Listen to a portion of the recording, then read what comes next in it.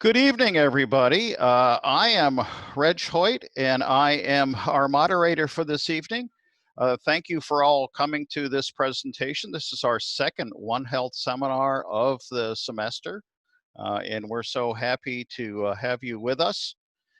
And I want to give you a little brief introduction to One Health before we also invite our co-sponsors for the evening to tell you a little bit about their organizations, and then introduce our speaker tonight, Dr. Scott McArt.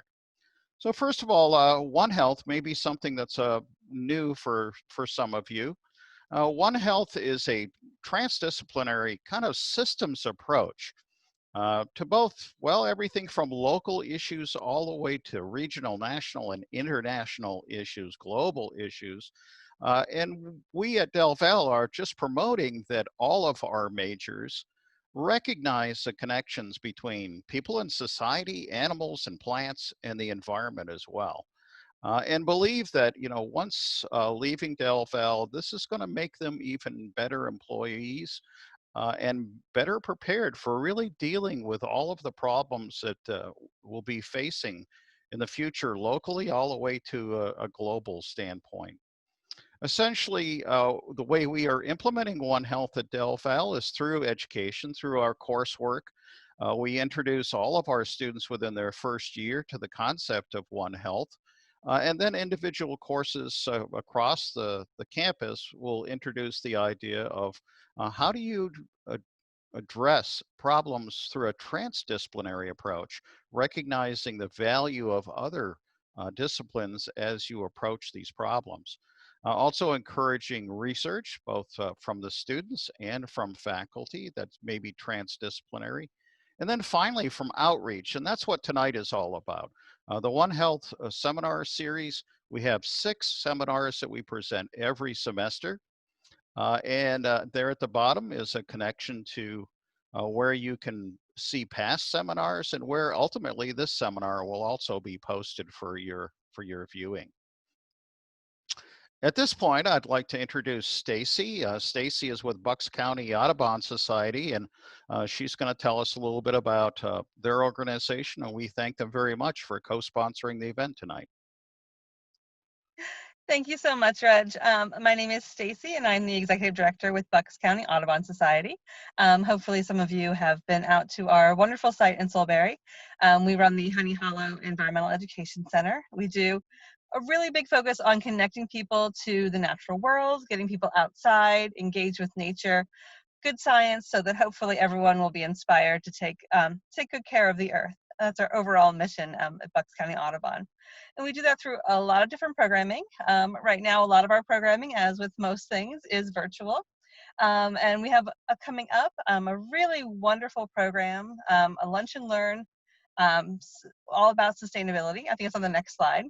Sorry, I'm not in control there. There we go. Yes, so we have a bunch of programs coming up. These are all held on Wednesdays at noon. It's a whole series all about sustainability, renewable energy and sustainable habitats. Really great at a nice level, so it sort of gives everyone a nice introduction to what's going on, but not delving too deep. But really wonderful. If you're looking to get more information, definitely check out our website at bcas.org. And we're excited to be here tonight. Thank you so much, Reg. Thank you, Stacy. And at this point, I'd like to bring up Shannon, who will tell us a little bit about the Heritage Conservancy. Thanks, Reg. I'm Shannon Friedeboss-Siller with Heritage Conservancy. I'm the Community Engagement Programs Manager over there. And we're a local nonprofit based in Doylestown, Pennsylvania. We work to protect land and historic places.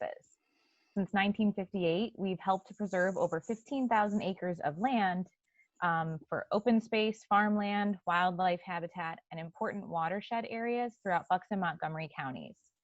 On the properties that we own, we work to manage the land in a way to protect our local waterways and to protect and enhance a variety of habitat types to support greater wildlife diversity. From the lower portion of Bucks County all the way up through Springfield Township, Heritage Conservancy has close to 10 preserves that we own, and we manage the habitat on them as a meadow to support pollinators. In fact, one of the largest meadows that we've installed is a 4-acre native wildflower meadow at our Jackson Pond Preserve, which we're showing here on the screen. This is in Buckingham Township, and the funding for this was provided by PICO, and this is one of the largest meadows that we're actively managing. And within an hour, we can see 13 different species of butterflies out there and a variety of other important pollinator species. These pollinators, such as the bees and the butterflies, are critical parts of our ecosystem, not only because of their important link in the food chain, both as a food source for other wildlife, but also as an essential part of the crop production for us as humans. The role that we as individuals take will be critical in helping to protect these pollinators. And that's a big part of why we're thrilled to be co-sponsors this evening for the presentation about pollinator declines and what you can do to help. We're excited to hear from Dr. Scott McArt. Thank you. Thank you so much, Shannon. And so now, Scott, if you'd like to bring up your presentation. You'll just have to let me do it. All right, let's see here.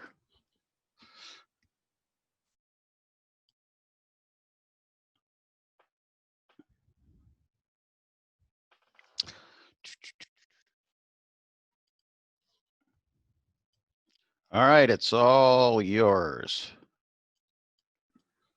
All right, I am now the host. You guys are a captive audience. All right. Well, while Scott's getting his presentation up, again, we are very pleased to have Dr. Scott McArt with us from Cornell University. We had originally had Scott planned for last semester to give us a seminar, and unfortunately COVID came and had its impacts, but we are so happy that he has agreed to stay with us and come back this semester. So it's all yours, Scott. And by the way, there is a Q&A section at the bottom of the screen. So if you have questions during the presentation, you can post them there. And once we're finished, we'll get back to those and continue on with the discussion. Great. All right. Well, thanks, Reg, and thanks everyone for coming tonight, or I guess staying home and having dinner while I talk to you about this seminar. Really looking forward to this. So what I thought I'd show you guys tonight is some of the research that we're doing that has direct translation into things that you can actually do, or things that we're doing and that you can get involved in if you'd like, to improve pollinator health. And before we get there, we're going to talk about, well, how are pollinators doing? You guys probably see this in the news a lot, but you may not know all of the latest science. So I'll have a selective version of the latest science to tell you a little bit about more about pollinator declines, the important stressors that are leading to declines, and then how we can potentially alleviate some of those stressors to improve the situation with pollinators. Okay, so before I get going, I'm always terrible at remembering to thank people at the end of the talk, so I'm going to thank them right now. These are the folks that are in my lab and also at the DICE lab. We run a honeybee lab that's off campus here at Cornell. But particularly for this presentation, Maria Van Dyke and Paige Muniz, two native bee systematics technicians, and also people who are involved in creating outreach materials are involved here. Laura Figueroa, who is a former PhD student, now Dr. Laura Figueroa, so she has some of the neat data on parasites that I'll show you. Aaron Iverson is a former postdoc looking into synergisms between insecticides and fungicides, which we'll show you. Nico Baert, up there at the top, is our pesticide chemist. He takes pride in knowing almost nothing about pollinators, but I guess in this multidisciplinary approach to One Health, we collaborate with chemists to understand pesticide impacts on bees. Ashley Fursch is a former technician who also participated in pretty much everything that you're going to see. And then Emma Walters and Travis Grout, they're part of our New York State Beekeeper Tech team. Emma Walters is our honeybee extension associate, so she is translating a lot of the research that we and others do into actionable things to work or to do to improve the situation with beekeepers. And Travis Grout is our agricultural economist. So he's not taking a biological approach, but he's taking an economics approach to the beekeeper tech team.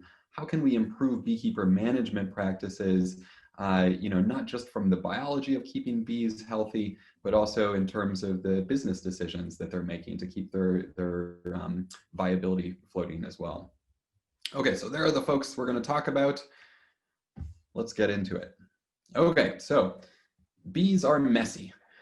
And this is, a fun slide to look at, a fun picture to look at, but it turns out that's really important. So we know that angiosperms are the dominant wildlife out there right now. So if you look at us, you look out your window, you have a green world, and most of that greenery is coming from angiosperms. Most of those angiosperms need to be fertilized, at flowers, and most of those flowers are pollinated by insect pollinators to facilitate that fertilization. Okay. It's also really important, not just for natural ecosystems, but for agricultural systems. So here is the value of pollination-dependent crops in New York State. We're called the Big Apple State for a reason. Up at the upper left-hand corner here, you can see that we produce about $300 million in apples every single year, give or take. But we also produce a lot of these other high-value fruits and vegetables. This is also true for Pennsylvania. You guys produce a lot of apples, but you also produce a lot of these high-value fruits and vegetables that are relying on pollinators.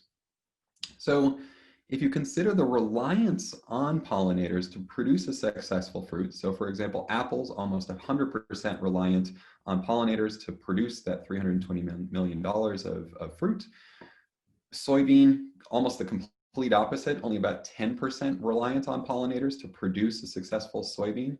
If you consider all that reliance, and all of the different crops here in New York State, we estimate that pollinators contribute about $400 million in services annually in those pollination services. Just a couple, references for what does that mean in the context of the world. So we think that the world creates, or the pollination services in terms of value to the world, they're worth about $170 billion per year to the world's economy. So New York is a small part of that, but it is contributing. And also you probably have heard this number, but if not, we think that around 3/4 of the world's crops rely to some extent on pollination. Okay, so pollinators are important for natural systems and the functioning of ecosystems, but they're also really important for us being able to eat. Okay, so in addition to their value as pollinators, actually facilitating pollination of agricultural crops, what about some other value of pollinators? So here in New York State, we have around 3,000 beekeepers. They keep around 100,000 colonies of bees. The situation is about similar in Pennsylvania. And on average, we produce about 4 million pounds of honey annually. That's worth about $10 million. But I say on average because this is the situation as of a few years ago. So this is when I started here in this position at Cornell in 2016. This is the situation that we were faced with. So for the past 30 years, there's been a decline in New York State honey production. And actually the 13 years preceding when I started up here at Cornell were the worst honey producing years in New York State's recorded history. So there are multiple reasons why that might be occurring, but this is definitely one of them. So these data are from the Bee Informed Partnership, our national effort to understand colony losses across the United States. And what we've seen is that between 40 and 68% of New York's honeybee colonies have died each year since 2006. Okay, here's the data from last year showing that we had about 50% of our 100,000 colonies. So about 50,000 of those 100,000 colonies died last year. Now you might say, boy, New York is really doing a poor job at this. How's Pennsylvania doing? It turns out the situation is essentially the exact same in Pennsylvania.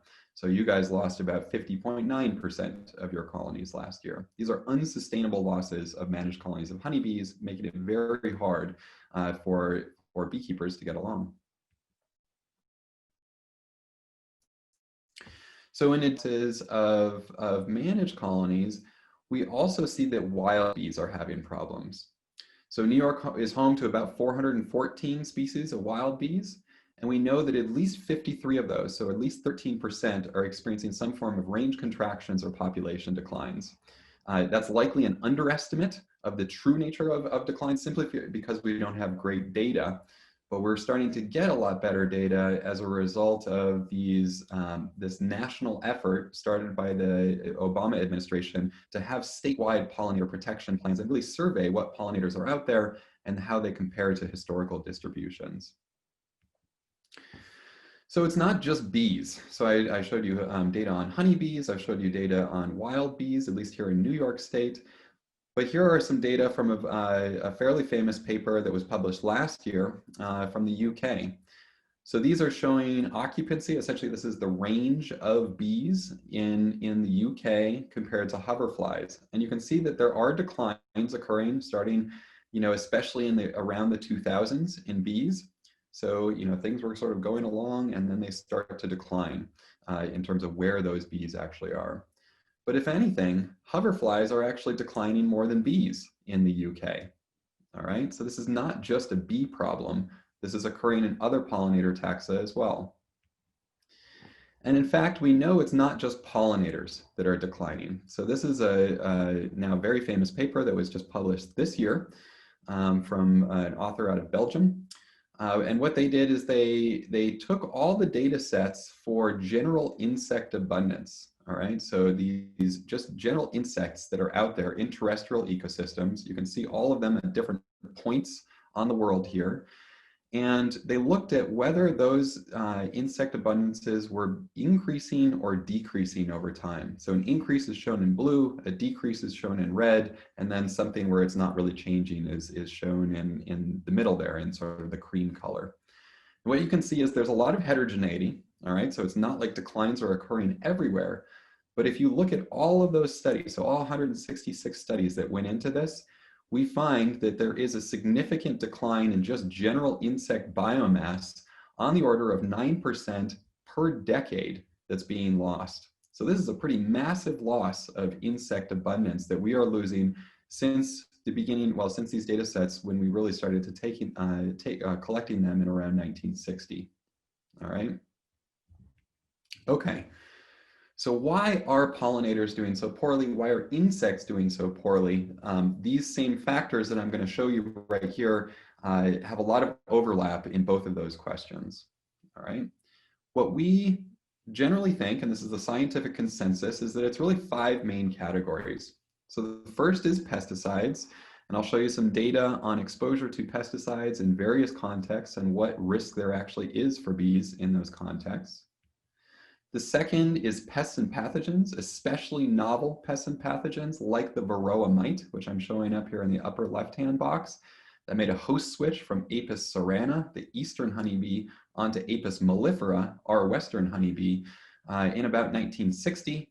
It arrived here in the United States in 1982, and Apis mellifera simply doesn't have the co-evolved defense mechanisms against that parasite, hence why it's causing a major problem for beekeepers right now. And we'll show you a whole bunch of data on Varroa later. The third is climate change, so things like phenological mismatch, when trees are blooming at different times than pollinators are queuing into them because the spring is getting earlier and earlier, for example, and they're just queuing into different things, the plants versus the bees, and then also droughts and floods and things like that. So I think the droughts and fire, you can probably imagine, is certainly having an impact on some of the pollinators in the mountains in California right now. Okay, the fourth thing is habitat. So the conversion, especially of natural lands into agricultural lands here in the United States.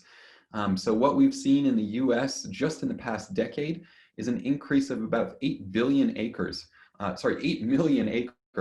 of habitat, especially into these row crops, such as corn that you're seeing here. So corn is wonderful as a pollen resource for some bees. It's a wind pollinated plant, but they do take advantage of it, but it's only available for 1 week out of the year. So if you have a low diversity or a lack of floral resources, you're causing major problems for pollinators. And then finally, for these managed bees, especially honeybees, which I'm showing down here on the truck here on this 18-wheeler, if you have inadequate management practices, So for example, if you're stressing those bees out by taking them and driving them from Pennsylvania to California to pollinate almond in January or February, it turns out that's a little stressful on bees when you put a tiny little invertebrate on the back of an 18-wheeler and truck it across the country in the winter. What we know is that about 60% of the honeybee colonies in the United States make that trip every single year. This is the biggest insect migration in the world. It occurs every single year in the US. It's assisted migration. It's on 18-wheelers, but it turns out that is a little bit stressful. All right.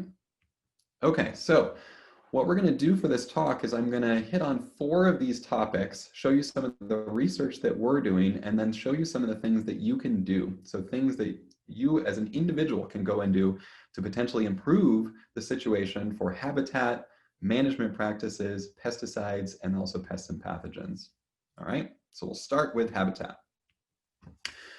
All right, so when I had my first master's student here at Cornell, Nelson Milano, as shown up in the upper left-hand corner here, he decided he was really interested in figuring out which habitats bees thrive in here in New York.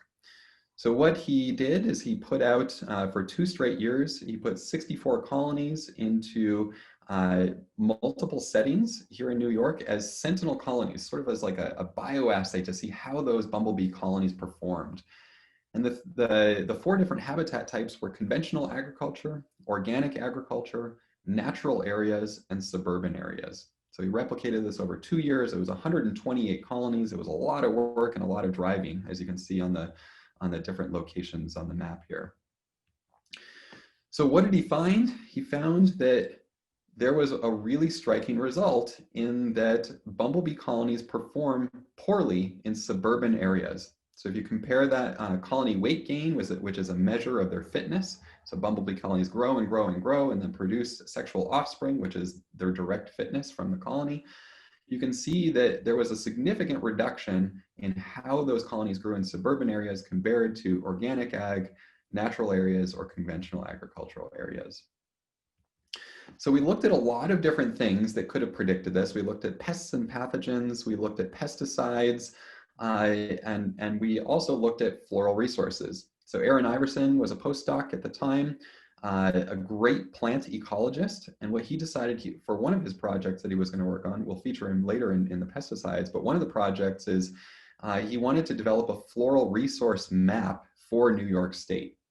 So he went out and surveyed all of these different habitat types, so 20 different land cover types, and surveyed all the different plants and what their densities were on those different habitat types. So 462 plant species total. And then he came up with estimates of floral area. So how many flowers each one of those plants would produce at any given time across the season. So you can see this here, where, here's a flight radius of a bumblebee, which is about a kilometer and a half from its central foraging location. And those are all the different habitat types that it experiences over the course of the year. All right, what you can then put that into this graph here is, well, how much floral area does that bee actually experience from March 1st until November 1st? Here's some actual data from those different habitat types, and you can see really mirrors what you might expect. If you guys are familiar with, how things bloom here in the Northeast. So in mid-May, you have this big explosion of trees and shrubs that are providing a lot of floral area. That dies off, and then up into June and July, you start to get these sort of roadside ditches and disturbed areas, which produce a lot of flowers. Then there's this dearth in August, and then right around now, which is just sort of finishing up here in New York, you have these old fields that just explode with all sorts of asters. Okay, so there's really 3 peaks that occur for floral area, at least here in New York. Okay, so what did we find? What we found is that, sure, lo and behold, in suburban areas, we have many fewer floral resources. So this aligns with why the bumblebees might not be doing so well, as they simply don't have substantial floral resources in this particular setting. So why might that be? I think I could probably show you, didn't even need to show you the data for that if I just showed you the pictures of why this might be occurring. So this is what suburbia sort of looks like. I guess suburbia in New York City, you know, down on the bottom here. But we really have an emphasis on these green spaces and a lot of lawns that people make. They're wonderful. They, you know, it's in the vernacular that there's a positive association with green spaces. But unfortunately for pollinators, green spaces don't provide any resources. So here's a major question for you guys. Why are green lawns beautiful? Why not pink, purple, and yellow lawns? Can we rebrand these lawns to be more, you know, more beneficial to pollinators, to actually provide some resources for these pollinators that are having a hard time? So I know this seems like heresy. You know, we all love our green lawns if you come from suburbia, but it's actually gaining traction in some areas. So here in Minnesota, they've developed something called the bee lawns. You can go and just Google bee lawns at University of Minnesota, and they'll give you, you know, videos and information, all sorts of stuff. The idea here is maybe we could see these lawns. Maybe you can sort of have your cake and eat it too, right? So you can have your lawn, you can play soccer on it, you can enjoy, you know, the greenery, but close in there, there's a lot of clover and other trifolium species, other lotus, etc., that still provide resources for pollinators. They got so excited about it that in Minnesota, where they have one of the species of bumblebees that is now, was potentially going extinct. They were very worried about it, that the Minnesota state legislature decided to pump almost $1 million in incentives to get people, especially in Minneapolis, to develop these bee-friendly lawns, to provide some resources for them to do this. Unfortunately, that isn't true here in New York, and it's not true in Pennsylvania yet, but you can actually go out and buy these bee-friendly lawn mixes if you go and the best source of information is through University of Minnesota. All right. Okay, so let's say you don't want to do this to your lawn. You're scared of going around on a lawn. Maybe you don't have a lawn, or if you do have one, you're scared of bees being by your feet as you play soccer, you know, with your shoes off. Well, you can also create a pollinator-friendly garden. Okay, so this is there's lots of resources on this. So at Zero Seed Society, I believe Audubon also has some resources on this as well. How you can make pollinator-friendly gardens.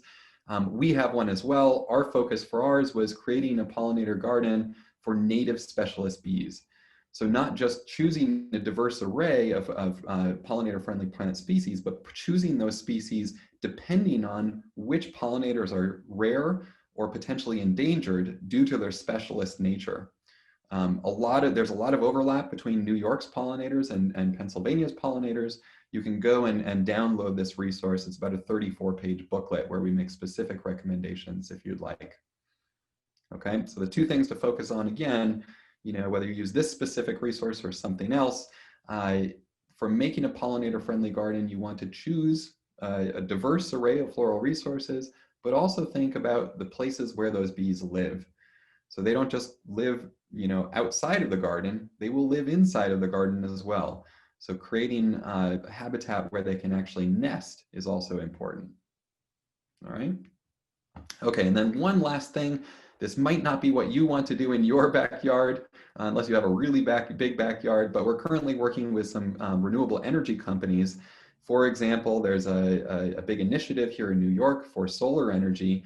And there's the question of, well, how about we do something other than just mow the lawn underneath these solar panels? Why don't we actually seed these utility scale solar arrays, which are taking up a good portion of New York, 40,000 acres potentially by 2025?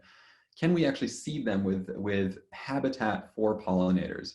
So things that we're assessing on this topic right now is which seed mixes establish the best on these large scale utility scale solar operations, and then are there actually benefits to wild bee populations? So presumably there are, but what if we actually do this with these seed mixes? Do we see an increase in abundance over time, and do we actually see that there's a signature, a genetic signature in those populations of certain bee species where yes, it is becoming a robust genetically diverse population? So that's what we're looking into. Okay, so that was habitat. Now we'll move on to pesticides, which is, of course, the topic that no one thinks is controversial whatsoever. No one has an opinion on this one. Well, let's give you some data so then you can inform your opinion. All right, so when I first started here, again, at Cornell, a lot of the beekeepers were telling me that when they go and pollinate apple here in New York, that the pesticides are killing the bees. So they go in for pollination and the bees just do horribly when they come out. And I said, okay, well, that's great. There could be lots of things going on. You're going and pollinating this, monoculture crop. It could just be that they don't have a diverse diet. It could be that the landscape around there is harsh for various reasons, or the weather might be, or it could be the transportation stress, etc. So we said, well, why don't we actually look at what these bees are exposed to in terms of pesticides, and whether it does actually, mount up in terms of, it's not just pesticide exposure, but there actually is some risk from those pesticides. So what we did is we mimicked commercial pollination at 30 orchards here in upstate New York. You can see where those orchards are with the little eardrops here, or eyedropper things. And what we did is we put 4 experimental colonies into each of 30 orchards. Here's what it looked like. So there were 120 experimental colonies. It was a really big experiment. And again, a lot of driving to get around to all of these sites and actually collect the data.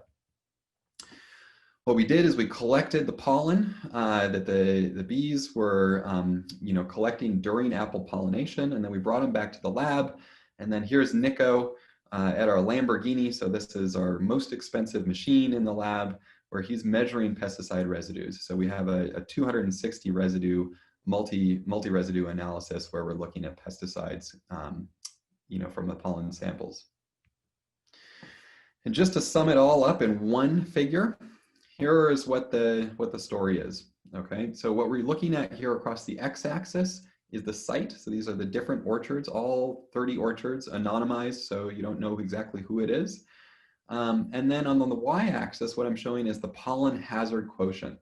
Okay, so this takes all of the different pesticides that were found at each site, and it weights them according to their toxicity. Okay, so it's as a percentage of a contact LD50. And what this is if you're at 100% of a contact LD50, the expectation is that 50% of those bees are dying acutely within 48 hours. All right. What we see here is that, yeah, in some of those sites, there is pretty high risk to bees. Okay, so we're above the US EPA acute exposure level of concern for 2 of those orchards. We're above the European Food Safety Authority acute exposure level of concern for 5 of those orchards. And we're above this European Food Safety Authority chronic 10-day exposure level of concern for 22 of the 30 orchards.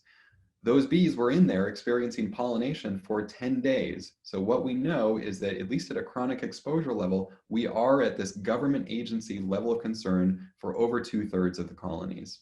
So the take home here, don't pay attention to the different colors. That's a time for a different talk. But the take home here is that there is variation, but generally there is high pesticide risk during apple pollination here in New York.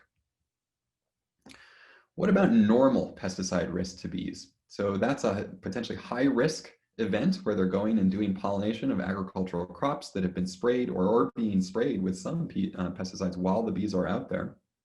What about if we just look at the pesticides that are in ordinary beekeeper colonies? So we started this in 2016 with the New York State Beekeeper Tech Team, which was formed with myself, Emma Walters, who I introduced earlier, and Travis Grout, our economist, and also Paul Cappy at the time. He was our state apiculturist. What we did is we went out and we sampled from 198 New York State beekeepers to try and get a good survey of what kind of pesticide exposure was there out there. So this time we looked at wax instead of pollen. Wax is a little less transient. So, the wax is going to be staying there in these colonies for quite a bit longer and potentially accumulates these residues, especially of lipophilic pesticides. So here's a histogram of the data. And what you can see here, so there's 3 different colors. So whether it's commercial beekeeper, a sideliner, commercials in red, a sideliner in orange, or a hobbyist in green. So hobbyist being, having a few colonies, sideliners having some more, and commercial having over 500 colonies. So they're really making their living off of beekeeping. But what you can see here along the x-axis is the number of pesticides per colony. So out of those 198 colonies, we had one of them that had 18 pesticides in it over at the far right here. We had one of them that had no pesticides over on the far left. And all of the rest of them had something in the middle. On average, we found 5.5 pesticides per colony, and pesticides are essentially ubiquitous, okay? So we found at least one compound in 197 out of 198 colonies. But what is risk? So we're going to get back here to this hazard quotient on the left hand. So on the y-axis here, this is looking at a group of some of the commercial beekeepers that are representative of what the data were from the rest of the study here. And what we can see here is now we're in a completely different situation on the y-axis. So yes, we find lots of pesticides out there, but they are not at the quantities or of the toxic nature that you find during apple pollination. So here, what we find is a very low hazard quotient. We're not upwards of 60 or 80% of an LD50. We're at a maximum of about a 1% of an LD50. That's below any government agency level of concern that's out there. All right. But we know that that's not the whole story. So hazard quotient is dependent on you assuming that the toxicity of this pesticide is added to the toxicity of that pesticide, which is added to the toxicity of another pesticide. And we know that's unfortunately not true. So everything I've said regarding hazard quotient is likely an underestimate of the true pesticide risk that's out there for the reason on this slide. So if you look at what were the most common pesticides that we found in beekeeper colonies, piperonyl butoxide is the most common one. It's a synergist, so it causes insecticides to become more toxic, and it was found in 99% of colonies. We also know that a lot of these other pesticides, these fungicides shown here in purple, are also known to be synergistic. Okay, in fact, 163 out of 198 colonies, so around 80% of those colonies contained pesticides combinations known to be synergistic.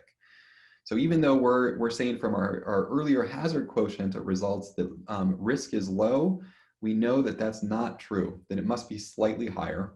We just don't know how much higher. Okay, so what exactly is this synergism that I'm talking about right here? So here are some lab data from Aaron Iverson. This was our plant ecologist who turned into a bee toxicologist for this one study that he did. But what you can see here is survivorship of bees. So this is the probability of survival of bees on the y-axis here, based on the hours after they were dosed with either bifenthrin, an insecticide, or myclobutanol, a fungicide, or both, okay?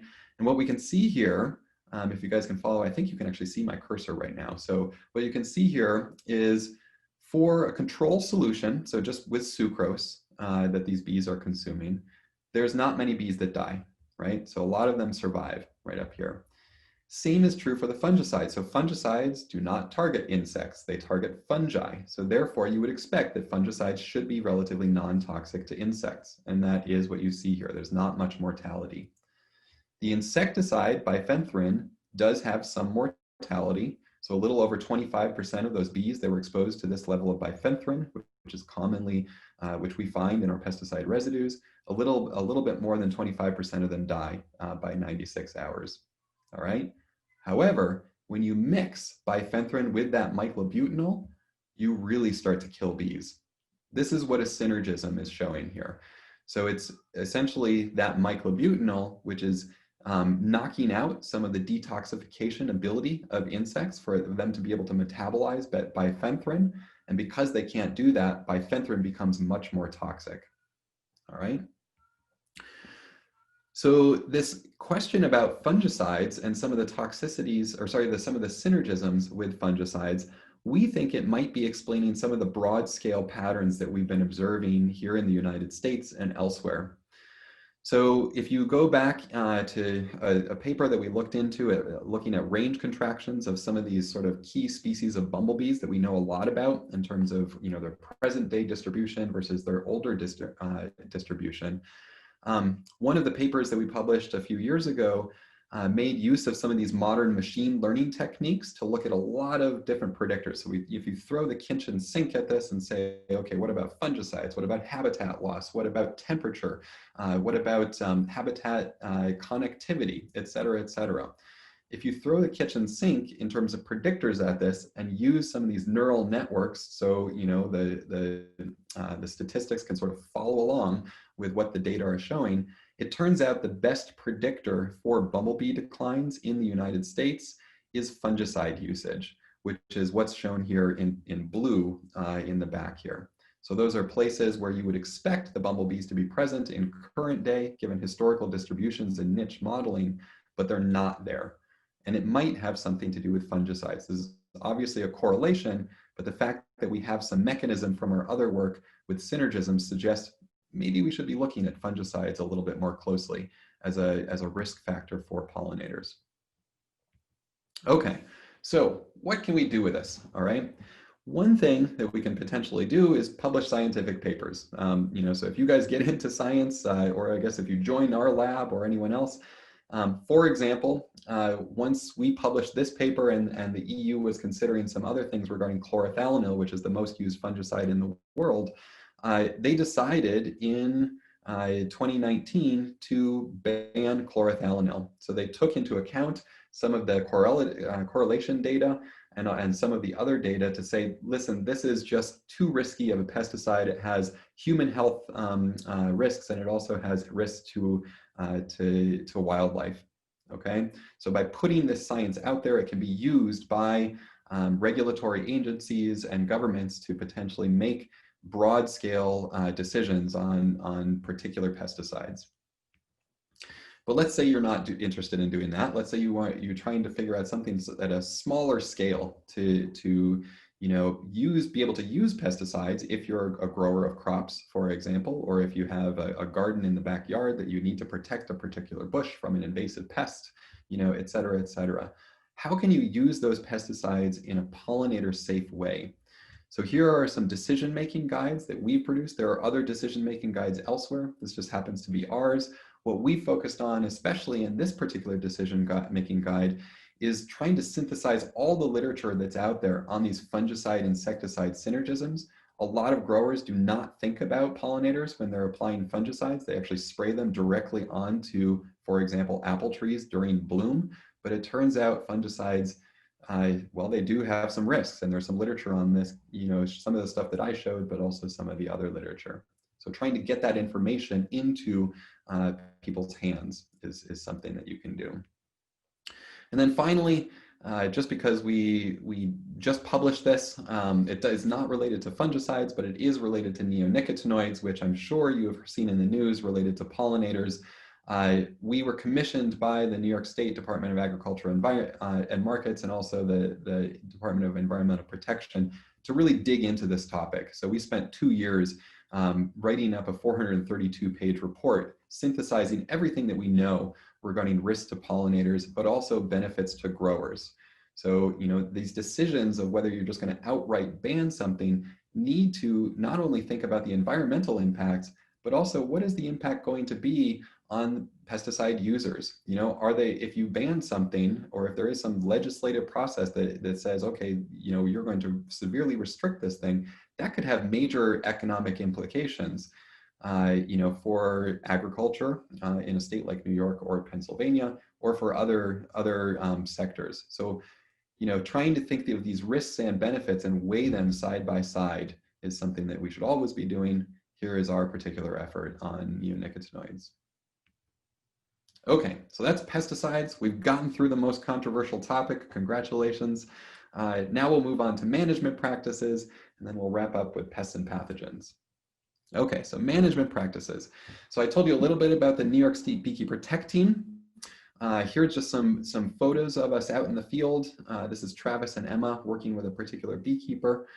We worked very closely with around 36 beekeepers per year since 2016. So we're going on around 120 beekeepers that we've worked with at a very intensive level. So in 2016, what we noticed is that Varroa was at epidemic levels in New York State. So this is the parasitic mite that I introduced in the beginning. This is the novel parasite that made the host switch and came to the United States in 1982.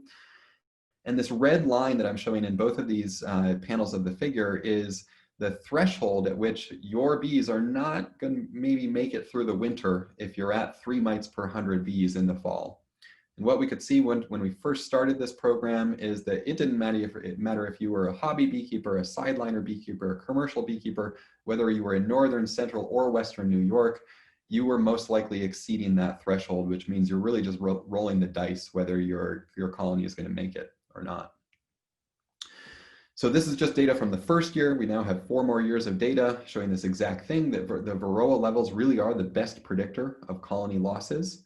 So if you have these high Varroa levels, those Varroa are going to be injecting viruses into these bees.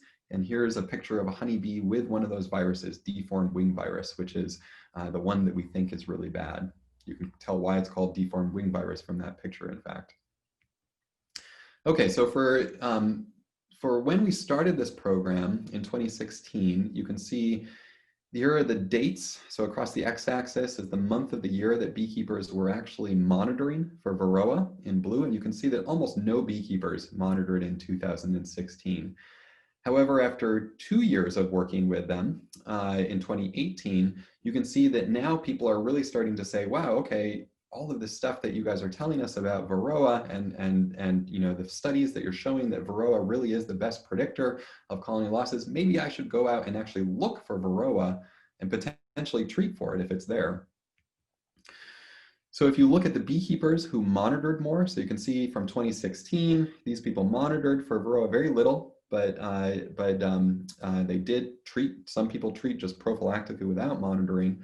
But we really did see this increase in treatments between 2016 and 2018, and that's true for this last year of data, which I am not showing you as well. So now more and more beekeepers are both monitoring, and I think mostly realizing that they do have high Varroa levels, and therefore they're treating. What you can see on the right-hand panel here is that sure enough, if you treat, it's not rocket science here, right? If you treat for Varroa, there's lots of different treatments out there for Varroa, you do knock down Varroa levels. If the beekeeper has been in our tech team program for 4 years now, so it's literally a linear decline in Varroa mites the longer that they're with us, so the longer that we're working with them on this particular topic. So these are spring levels, which are, you want it to be actually well below 3 mites per 100 bees in the spring. But in the spring, you can see that the bees come out much healthier and they have lower levels of Varroa as beekeepers have more experience in this program. Is this making an impact? We think so. So here are tech team beekeepers in terms of their total colony losses in their operation. And you can see in 2016 and 2017, they were right around the state average. So they were losing around 50% of their colonies. Now we're in the high 30s, and this has actually improved even more in 2019 to 2020, which I don't have up here.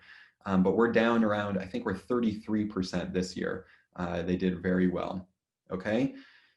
So you might look at this and say, okay, 14% fewer colony losses, no big deal. Keep in mind, there's 28,500 colonies enrolled in this program, all right? So this is 128 beekeepers. We're working with about a quarter of the honeybee colonies that exist in New York, okay? So a 14% decline, or sorry, a reduction in 14% is actually substantial.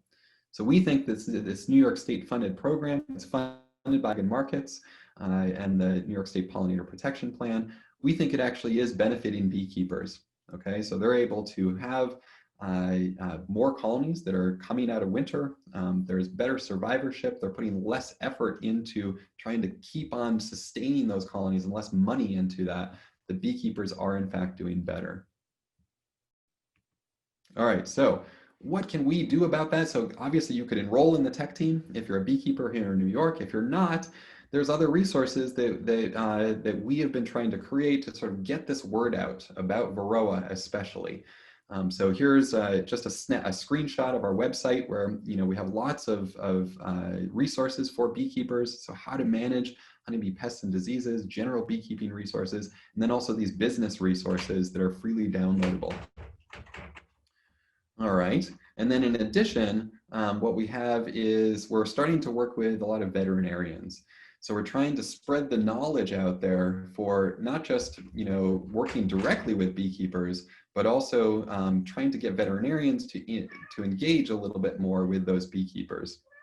Oh, I have a cat that has just joined me here. I think it's obligatory that if you have a cat on Zoom, you have to see it, right? Okay, so that's management practices, and then I'll end up with pests and pathogens, and then we'll open up to questions here.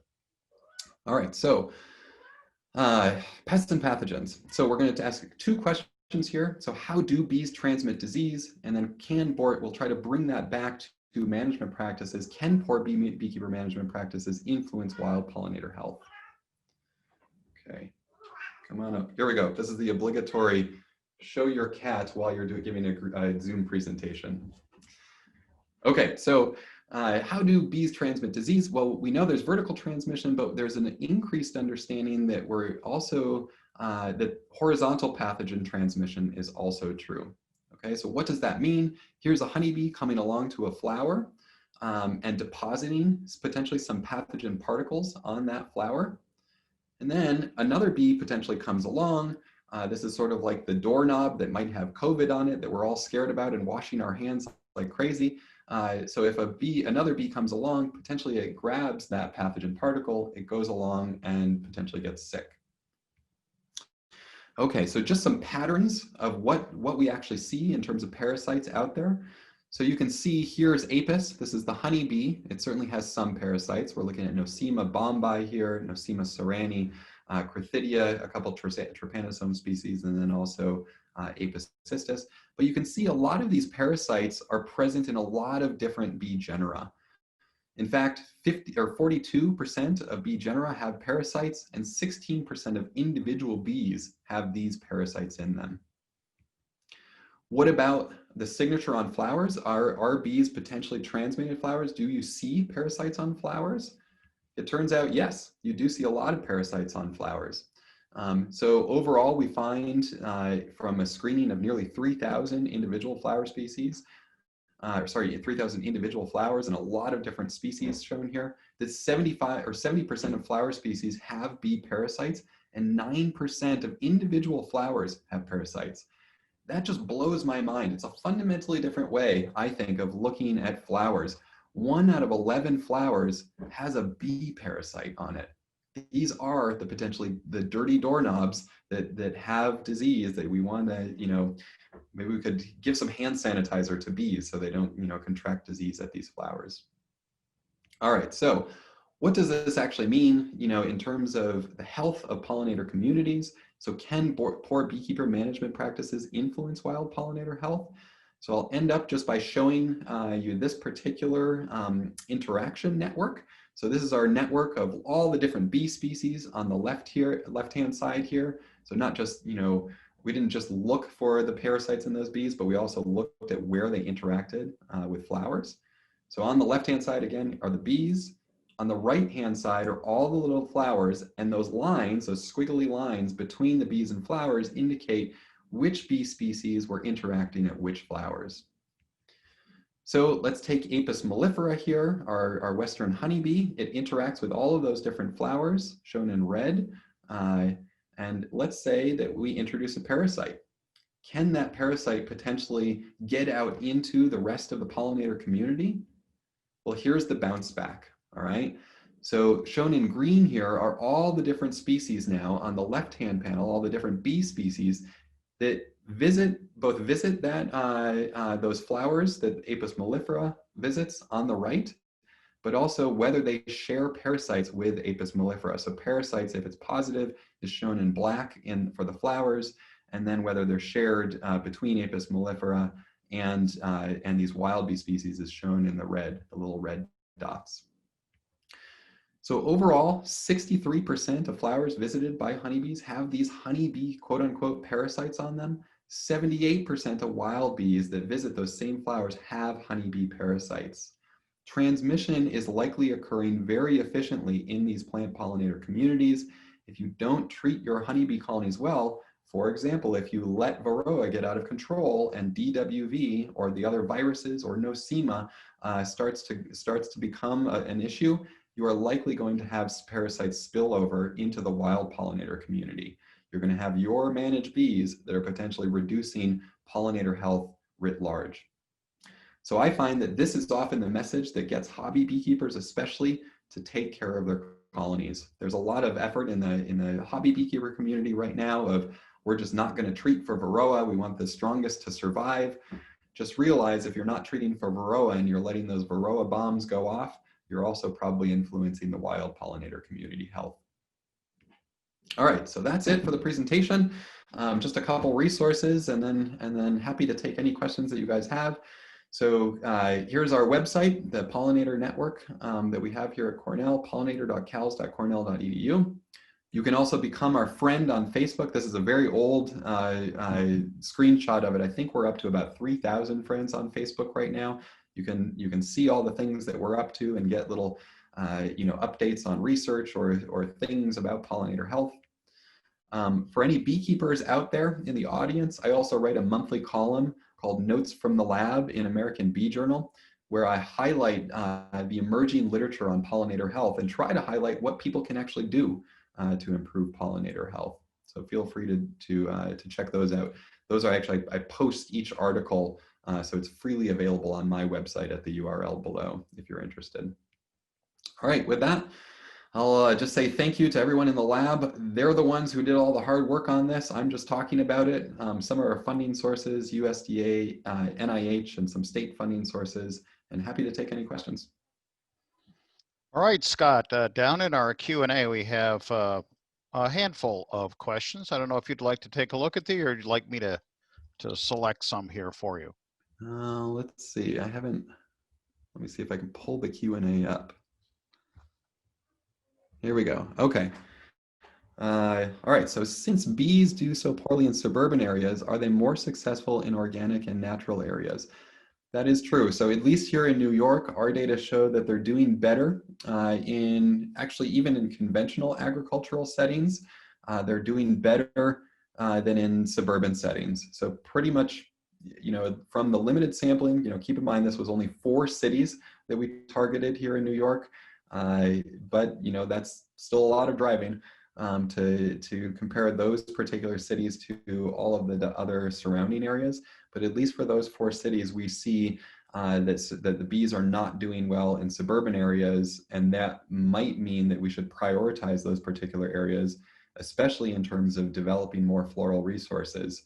These are things that I think that's the message that hopefully to an audience that might be familiar with pollinators, but maybe not be really into them. Hopefully that's the main message I think that should resonate from this talk is most of us live in suburban areas, and you can actually have an impact on pollinators if you just try to increase the floral resources at even a small scale on your property.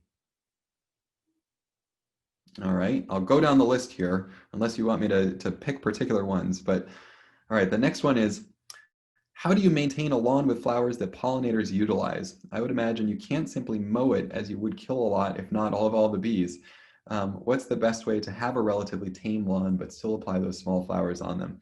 So I think the best way to answer this question is to point you towards that University of Minnesota website. So just Google bee lawn at University of Minnesota, and they have instructional videos that will actually show you how to implement a bee lawn, and then lots of resources for how to actually get a bee lawn. All right. How does the price of honey influence the number of active hives?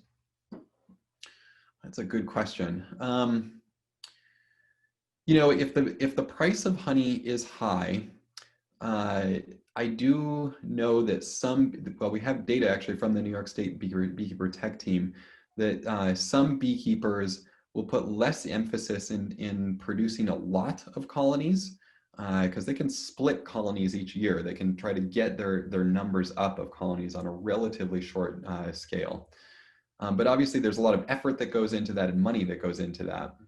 So when the price of honey is fairly high, beekeepers, at least some of the beekeepers on the tech team, do prioritize trying to spend more time on managing for things like the Varroa mite because they know that they can have a few colonies that are maybe not producing as much as if they doubled their operation size, but they have a few colonies that can get them by.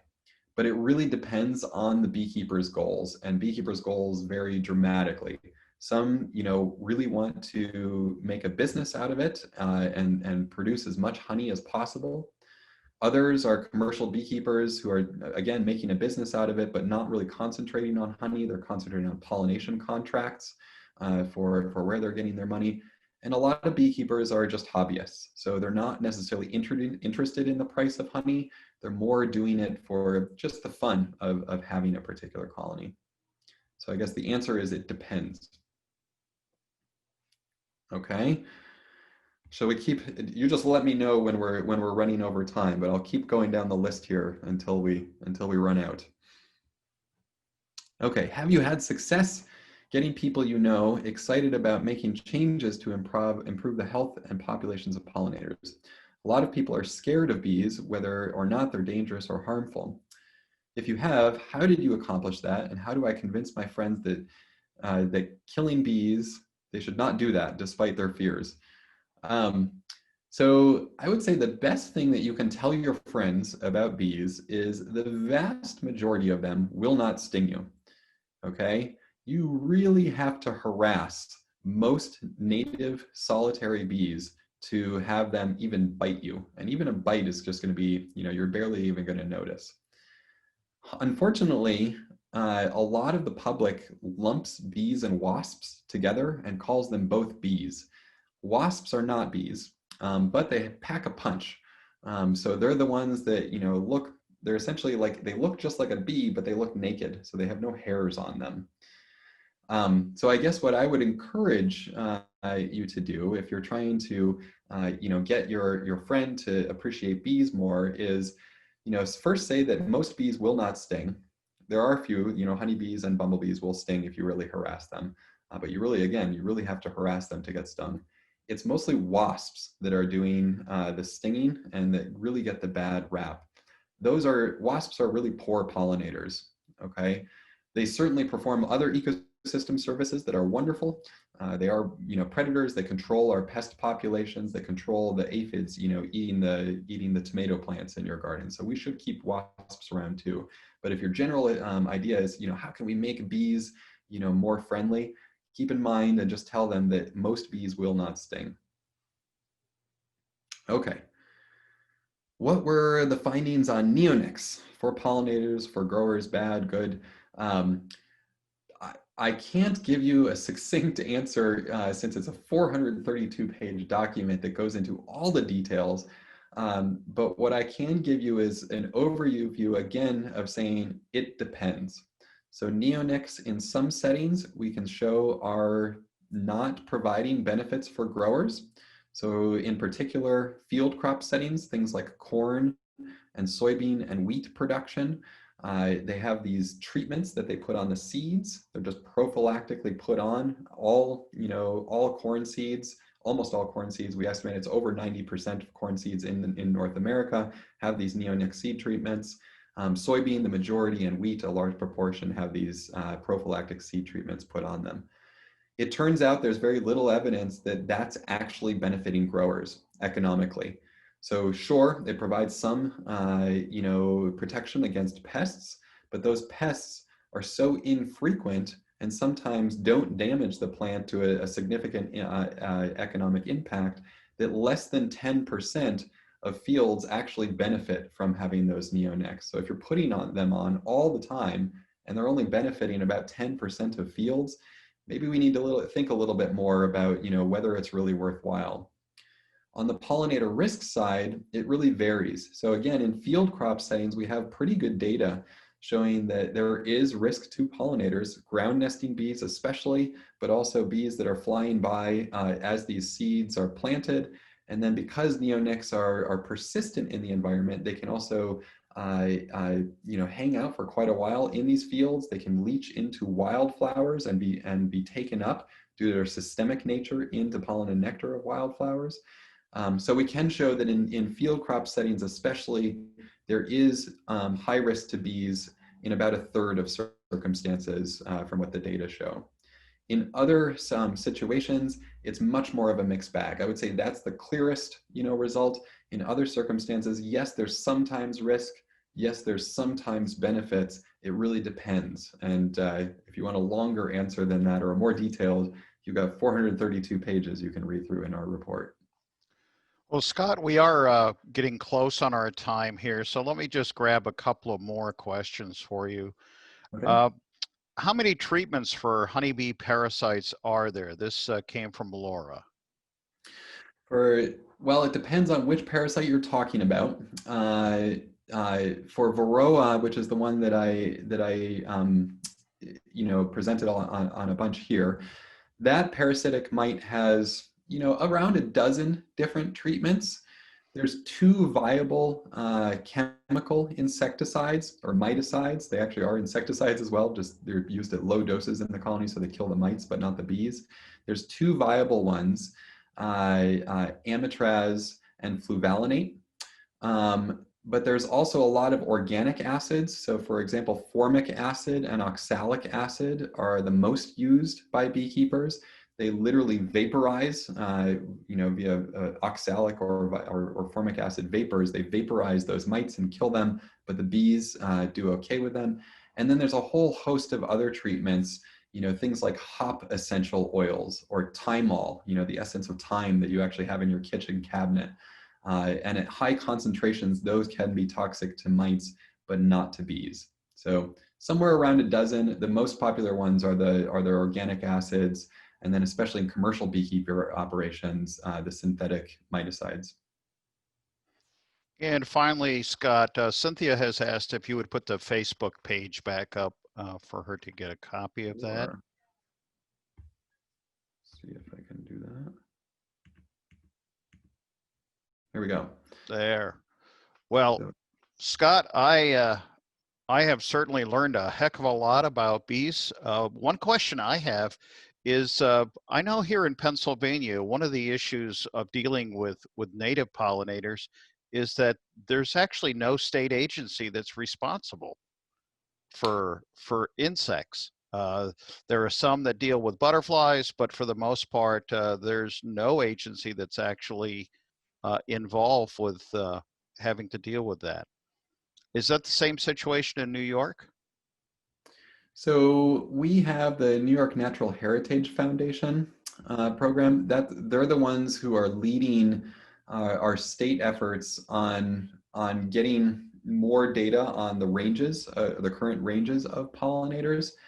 But their actual charge, I mean, that is what they're doing in terms of the New York State Pollinator Protection Plan. Their actual charge in terms of regulating, or I don't know, I guess not regulating, but trying to ensure that insect pollinators are doing well, they don't necessarily have a large charge in that. It's mostly organizations like the Xerces Society for Invertebrate Conservation, which is a nonprofit. They're the ones that are really having more of a reach, at least in this state. And I would guess it's probably similar in Pennsylvania as well. Yeah, I believe it's been primarily nonprofits that have been dealing with this, and the Heritage program as well. But it has made it interesting. I think that because of that, the state of Pennsylvania is not able to take federal dollars for federally endangered inverts. Interesting. Okay. So, well, I think that will do us for this evening. For those of you out there who are still with us, thank you so much. And our next presentation, we'll be sending out flyers soon. And that will be Grant Sizemore coming from the American Bird Conservancy, talking about domestic cats, One Health, and what you should know.